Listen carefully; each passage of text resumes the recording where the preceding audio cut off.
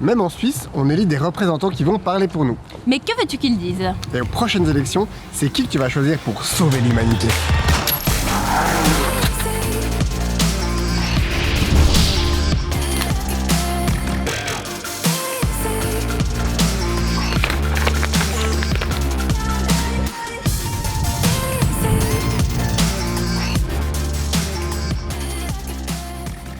Thomas, il se passe quoi en octobre? C'est l'automne, les arbres qui resplendissent de mille feux. Oui, mais c'est surtout les élections du Parlement fédéral. Bon, on va pas se mentir, on connaît pas la moitié des gens qu'on nous propose sur les listes et surtout on ne sait pas qui va voter en faveur de l'environnement. Mais pour nous aider, il y a une plateforme qui s'appelle EcoRating et qui a posé des questions aux parlementaires pour savoir comment ils se positionnent sur des questions d'environnement et notamment de mobilité. La mobilité motorisée représente 30% des émissions de CO2 en Suisse et les voyages en avion ont augmenté de 50% ces 10 dernières années. Donc c'est dire l'importance de ce secteur quand on parle de climat, et ça c'est sans parler de toutes les autres pollutions. Dans cette vidéo, on va parler mobilité avec Augustin. La mobilité, c'est pas seulement un choix individuel. Même si au final c'est toi qui décides si tu vas prendre la voiture ou le bus, l'État a plein de façons d'influencer ta décision. Par exemple, il y a un fonds qui s'appelle le Forta et qui permet en fait de financer les routes ou des projets d'agglomération. Et la façon dont l'argent est distribué à l'intérieur de ce fonds, c'est une question que se posent les parlementaires. Et EcoRating. Alors quid de la mobilité dans les agglomérations? Dans ces projets, on essaye en général de rendre le système de transport plus efficace et plus durable. Ça peut concerner à la fois la route, mais aussi justement les transports publics ou la mobilité douce. Donc on parle d'améliorer l'offre en transport public, de construire des pistes cyclables en voie propre par exemple, de mettre en place des systèmes de mutualiser l'usage de la mobilité douce. Ce que nous dit Augustin, c'est quand on alloue une plus grande partie du budget au projet d'agglomération, on favorise une mobilité qui soit douce et collective plutôt que motorisée et individuelle. Par contre, même dans un paysage durable, ça va être compliqué de se passer totalement de la voiture.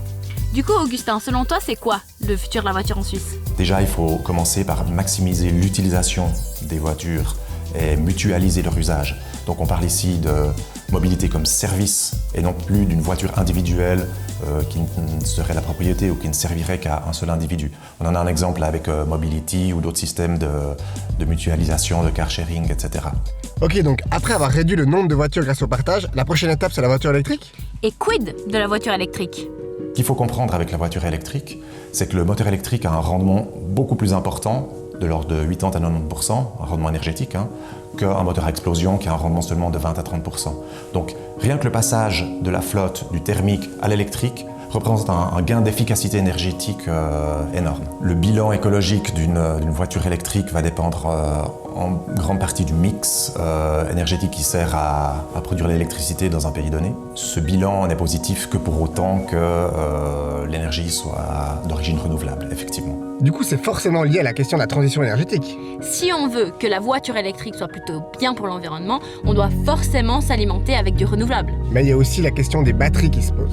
En ce qui concerne les batteries des véhicules électriques, il y a différentes solutions. Ils peuvent être utilisés une fois que leurs performances ne sont plus suffisantes pour la mobilité et réutilisés dans d'autres applications, ou alors ils peuvent être recyclés en fin de vie. On sait le faire aujourd'hui. Il y a juste des filières qui doivent être mises en place. Du coup, on peut pas vraiment dire que les voitures électriques ne sont pas polluantes. Mais du coup, est-ce qu'on tiendrait pas le parfait combo entre des voitures électriques mais qui soient partagées? Mais l'importance de mutualiser est particulièrement forte pour les voitures électriques parce qu'elles ont un impact environnemental assez important lors de leur phase de construction, raison pour laquelle, une fois qu'elles ont été construites, il faut les utiliser au maximum et faire en sorte qu'elles parcourent le maximum possible de kilomètres durant toute leur vie. D'où la nécessité aussi de les mutualiser et d'essayer de limiter le nombre de véhicules, mais de les utiliser mieux et plus. Il y a 1000 directions différentes qu'on peut prendre pour une mobilité plus durable en Suisse. Comme par exemple les voitures électriques, la réduction des transports, les transports en commun, le développement des agglomérations et surtout les voitures volantes.